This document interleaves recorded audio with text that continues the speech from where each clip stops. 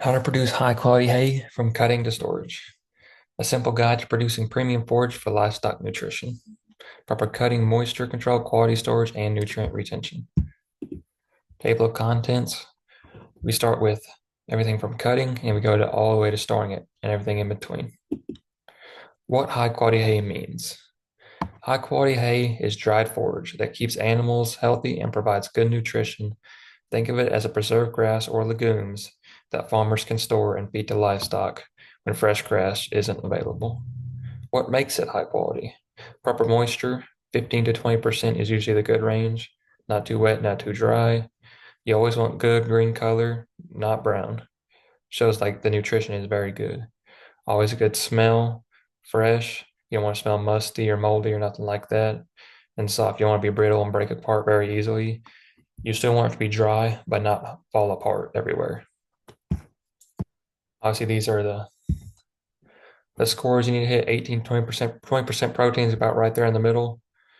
90% plus leaf retention. You always want as much leaf as you can possible. That's where all the protein is, not much in the stems. Mainly for alfalfa, it's always in the leaf. Relative value feed score. The higher the better. You can always have a higher RFE score. The good things: green light, fresh mouth, soft and pliable. Bad to a point: brown or bleached, musty smell, and lots of dust can be a problem. Why it matters. High quality hay is dried forage that retains maximum nutrients and is safe for livestock consumption. Quality directly impacts animal health, weight gain, and milk production. And the best season for hay is late spring to early summer. That's the best. I mean, you can grow it all summer, but the best hay you'll get is right there in the beginning. Benefits: better nutrition, better cows. You are what you eat, and that goes for everything that lives. Better hay means better cows, better animals. More milk, more whatever you're trying to grow from an animal, you always get more, better hay.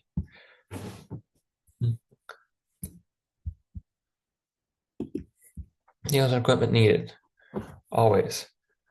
Soil test your fields. That's the cheapest way you can improve your yields, is just soil testing and figure out what you need instead of just blatantly just throwing every chemical and fertilizer out there. Figure out what you need. Lime fertilizer are a little different because then sprayer for weed control, kill all the weeds because you only want that specific plant growing to get the most out of it. Fencing and gates.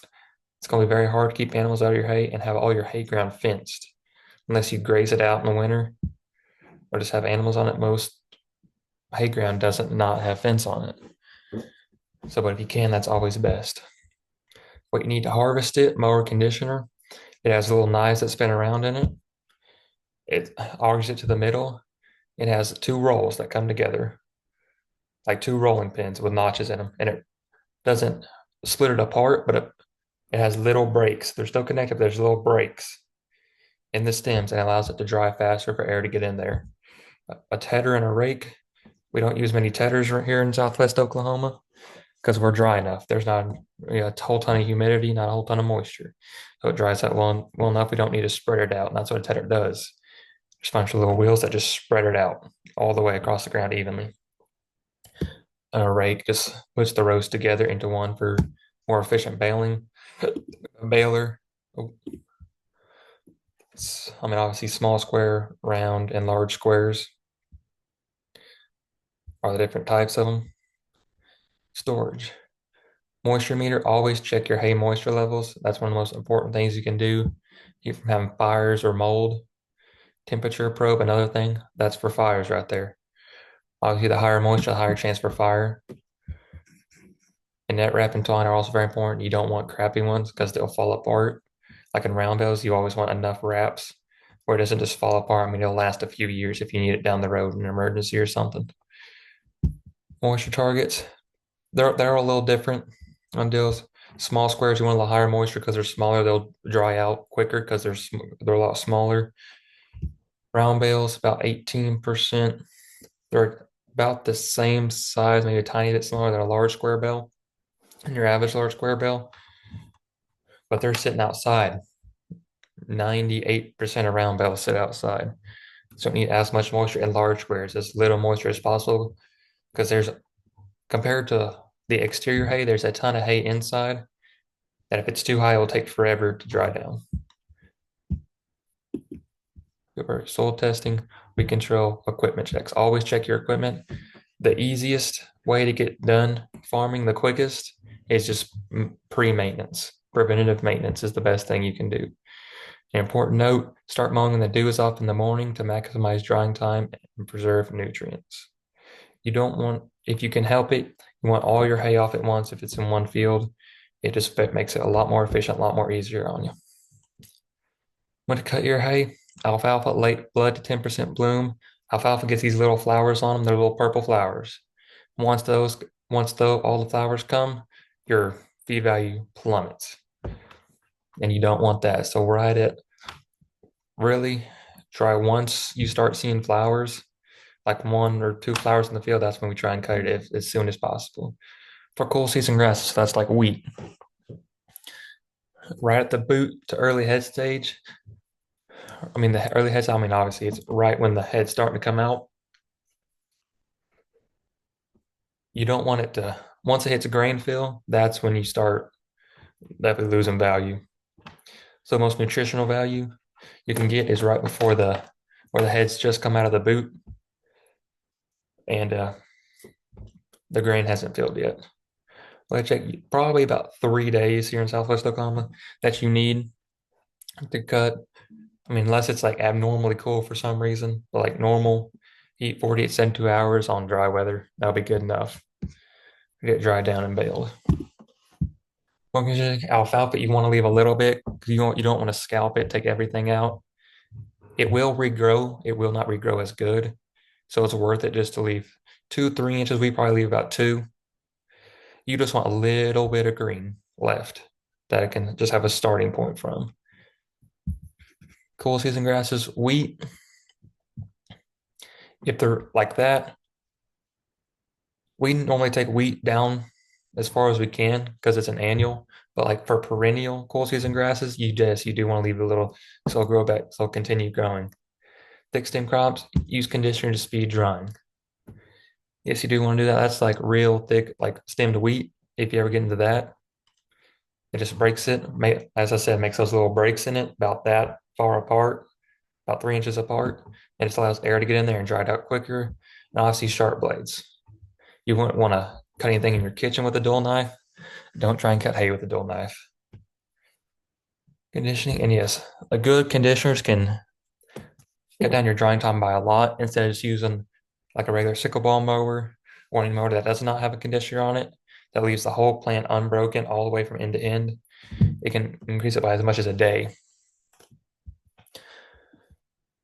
Back a little bit, and you want to spread it as wide as possible to get as much drying as possible. As wide as possible.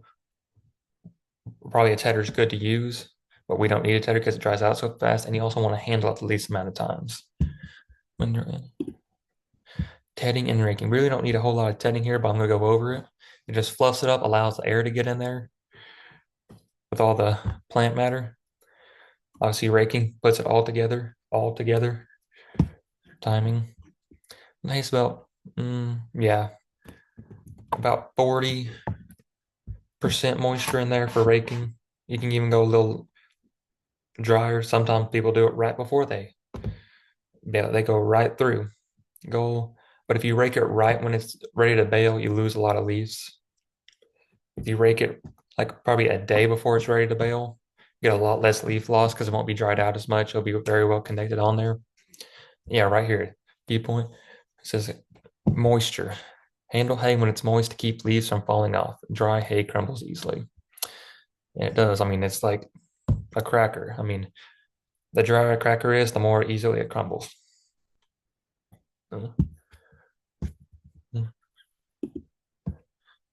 Monitoring moisture and weather.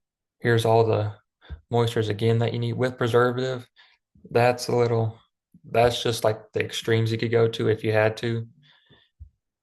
Because a preservative basically helps it not catch on fire or mold, pretty much just not mold if you have to bale it wet. Because if you have to get out of the field, let's say it's going to rain, an inch a day for the next 3 days, I mean, you need that hay out of the field, or it's going to be black. It's going to be moldy, and you don't want none of that. Temperature monitoring, basically just the least amount of moisture you have, the least chance of a fire you have in there.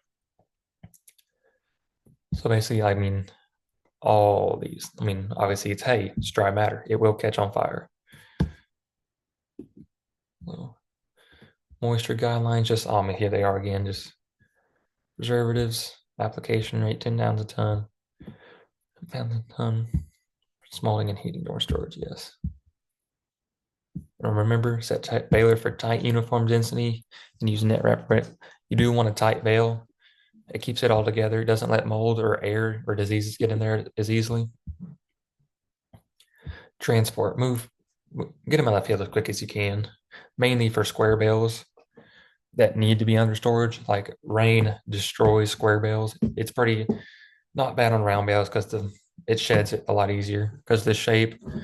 But square bales need to be out of the field, protect from rain. Tarps, transport, yes. Avoid drop. The more times you handle it, the worse your hay is going to get. I mean, that's just a fact. They handle it the least amount of times. You don't overload the truck, yes, stack desks, good, bales will fall off. And if you're going down the road, that can be very terrible.